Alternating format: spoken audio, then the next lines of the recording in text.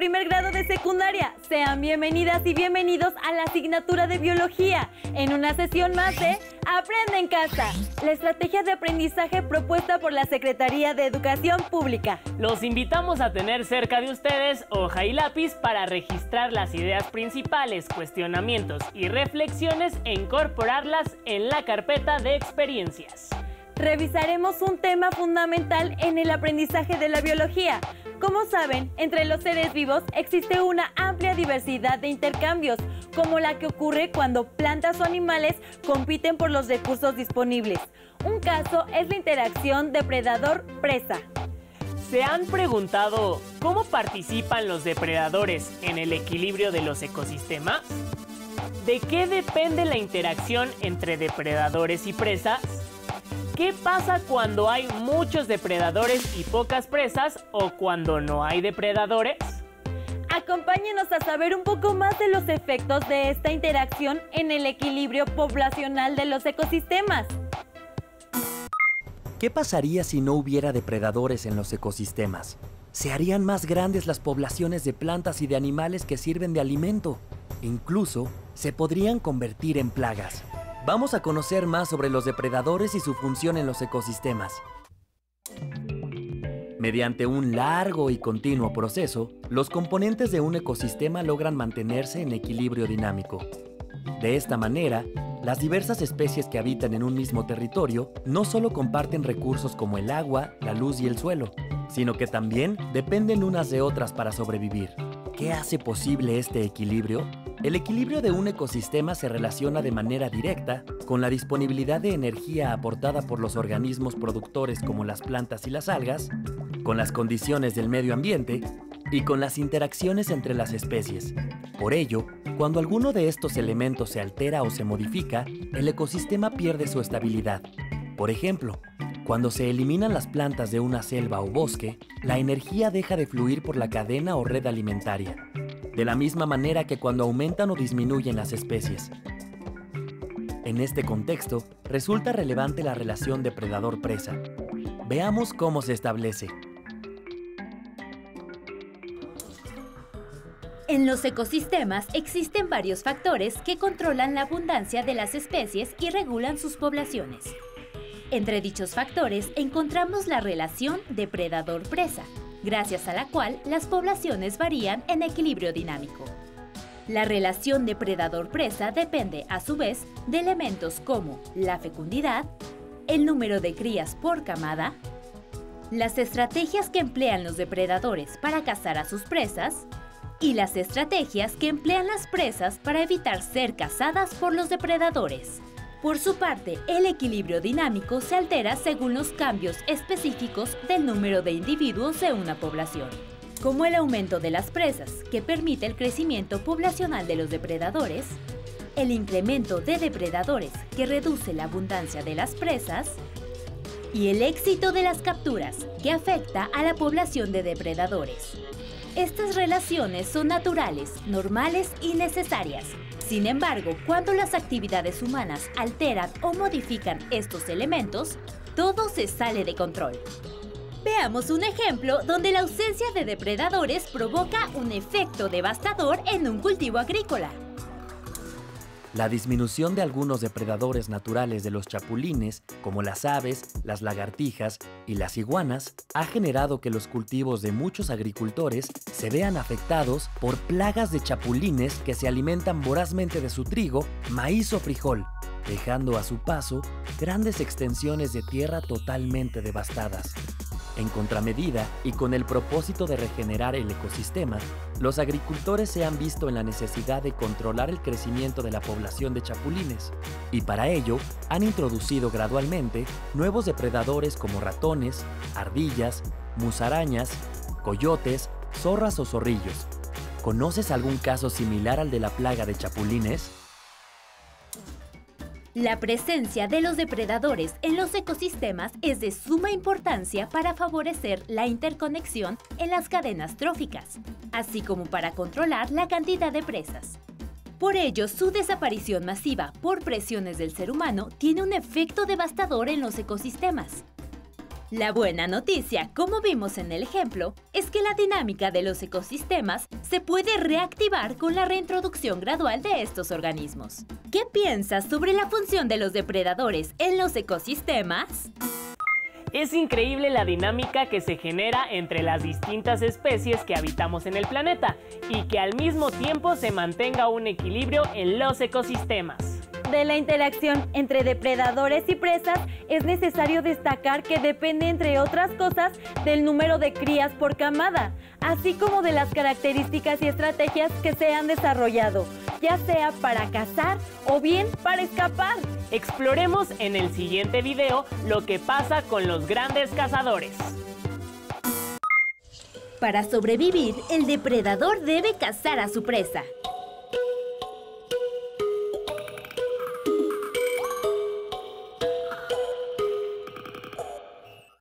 Esta escena es indispensable en los ecosistemas.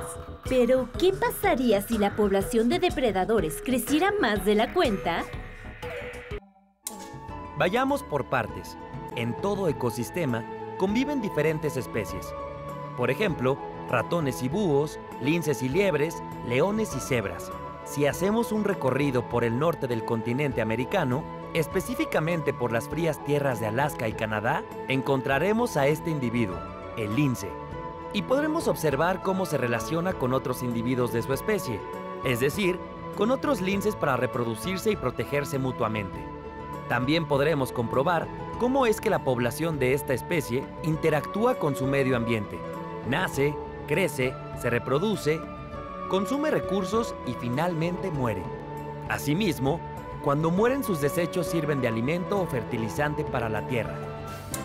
Pero, ¿qué pasaría si de pronto se duplicara la población de linces? ¿Qué provocaría una mayor población de linces en la comunidad con la que comparte el hábitat? Sin duda las liebres, presas favoritas de los linces, se sentirían intranquilas, aunque probablemente los linces también se preocuparían. Veamos por qué. Ya sabemos que en un ecosistema todo está estrechamente relacionado y que lo que ocurre en una población afecta directamente a toda la cadena alimentaria. Por lo tanto, la interacción entre depredador y presa, aunque nos parezca violenta, es necesaria y requiere de mantenimiento de equilibrio.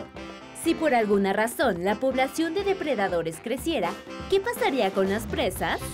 Retomando nuestro ejemplo, más linces necesitarían más comida. En un principio, los linces podrían cenar liebres, liebres y más liebres. ¿Pero por cuánto tiempo? No podría ser por siempre, porque la comida comenzaría a escasear. Es decir, la población de liebres se haría mucho más pequeña. Entonces le tocaría al lince pagar las consecuencias. Así es, al escasear su alimento, es decir, las liebres, muchos linces morirían de hambre y poco a poco su población disminuiría. Un alivio para la población de liebres, porque al fin podría recuperarse, aunque le llevaría algo de tiempo. Los ciclos que hemos visto fueron documentados durante 100 años por la Compañía de la Bahía de Hudson, dedicada a la comercialización de pieles. Los investigadores que participaron en dicho estudio dejaron en claro que el crecimiento de la población de depredadores y la de presas estaba muy sincronizado y se repetía casi cada 10 años. Las matemáticas de la naturaleza. En la relación de depredación, el depredador se beneficia y la presa se ve perjudicada. Pero esta relación es fundamental en la naturaleza para regular la población de cada especie. ¿Qué pasaría si los depredadores dejaran de existir? Probablemente la población de presas crecería hasta convertirse en una auténtica plaga, la cual acabaría con otros recursos. Por ejemplo, las liebres del ejemplo anterior no tendrían depredador y consumirían todos los pastos de la zona que habitan, afectando a otras especies que también se alimentan de ellos. Entonces, gracias a los ciclos de autorregulación que se han explicado, las poblaciones de depredadores y sus presas se mantienen en el límite que el ecosistema puede soportar. Esta dinámica de regulación en las poblaciones puede observarse en todas las relaciones de depredador-presa. Como hemos visto, la relación depredador-presa conserva el equilibrio dinámico de las poblaciones en un ecosistema. Así, en la naturaleza, los organismos nacen, crecen, se reproducen y mueren. en ciclos de autorregulación que permiten a cada comunidad subsistir. ¿Qué factores rompen este equilibrio dinámico de las poblaciones en un ecosistema? ¿Qué sucede cuando la urbanización altera las zonas de caza de los depredadores? ¿Cómo nos perjudica a los seres humanos el que la relación depredador-presa deje de existir?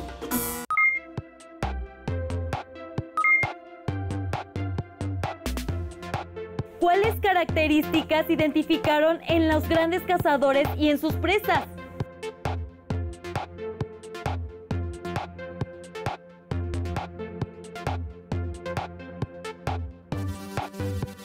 ¿Quiénes mantienen más posibilidades de éxito?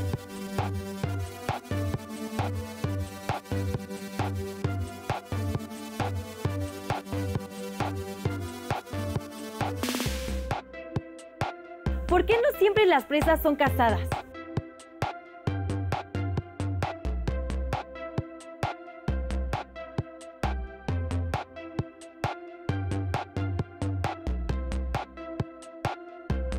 ¿En qué circunstancias el depredador puede convertirse en presa?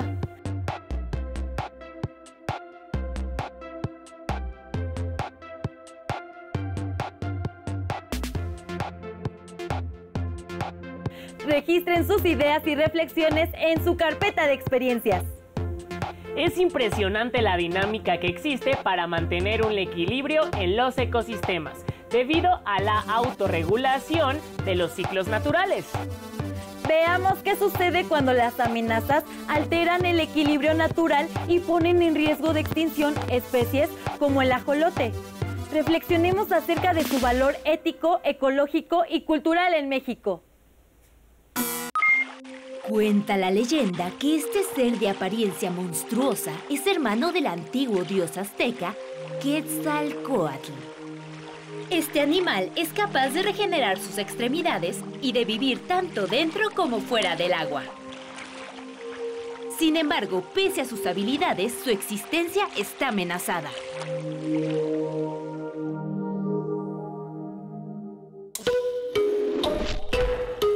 El ajolote es una especie endémica, lo que significa que solo vive en un lugar. En este caso, en los canales de Xochimilco en la región sureste de la Ciudad de México. Su extraña apariencia puede recordarnos a ciertos monstruos de la pantalla grande, pero en realidad es un ser fantástico. ¿Quieres saber por qué? El ajolote es un anfibio pariente de la salamandra. Parece un renacuajo gigante, pero con las branquias externas y ramificadas. Sus pequeños ojos no tienen párpados. Su cuerpo es alargado y aplastado por los lados. Tiene una aleta y patas con dedos finos y sin uñas. Su color puede variar entre café, verde oscuro y negro. Además, sus características adaptativas le permiten permanecer en estado larvario incluso en su edad adulta. Sí, hay que verlo para creerlo. Su nombre científico es Ambystoma mexicano, pero es más conocido por su nombre náhuatl, Axolotl, que significa monstruo de agua. Aunque la verdad, no es tan monstruoso. De hecho, es bastante simpático. ¿A ti qué te parece? La población de ajolotes ha descendido de forma alarmante. En 1998 se reportaron alrededor de 6.000 individuos. En 2004, solo 1.000. Para 2008, 100 o menos. Y en 2009, la comunidad científica advirtió que podrían quedar tan solo 20 individuos. ¿Cómo es posible esto? Las principales amenazas en la vida de los ajolotes son las necesidades y actividades humanas. Y es que, por ejemplo, para activar la acuacultura en Xochimilco y fortalecer la economía, se introdujeron en los canales especies como la carpa y la tilapia, depredadores naturales del ajolote, acción que por mucho resultó contraproducente. Por otro lado, de acuerdo con algunos cálculos, se han drenado y rellenado el 85% del hábitat de los ajolotes para construir casas y se ha contaminado de manera importante el 15% restante. Estas y otras acciones han puesto a este ser de leyenda al borde de la extinción. Pero no podemos darnos por vencidos, ni permitir que los ajolotes se extingan. En lugar de eso, podemos acercarnos a alguna institución que se ocupe de su cuidado y preservación y encontrar la manera de contribuir con nuestro granito de arena. Actualmente, el Centro de Investigaciones Biológicas y Acuícolas de Cuemanco, conocido por sus siglas como CIBAC, trabaja arduamente para rescatar al ajolote. Entre otras actividades, se encarga de recrear las condiciones ambientales que el ajolote necesita para su reproducción, controlar el crecimiento de hongos que puedan afectar su reproducción y separar a los ajolotes recién nacidos para su protección. ¿Crees que podrías hacer algo para proteger al ajolote? ¡Claro que sí! Si visitas Xochimilco, no contamines su hábitat. Contribuye a los trabajos de conservación y no compres estos animalitos, aunque llamen tu atención. A grandes males, grandes remedios. ¡Luchemos hasta el final!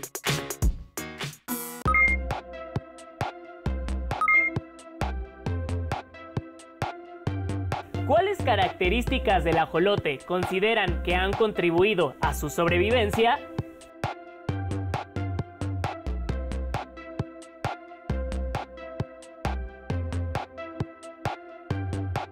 ¿Cuáles son las principales amenazas que enfrenta y cómo se puede revertir?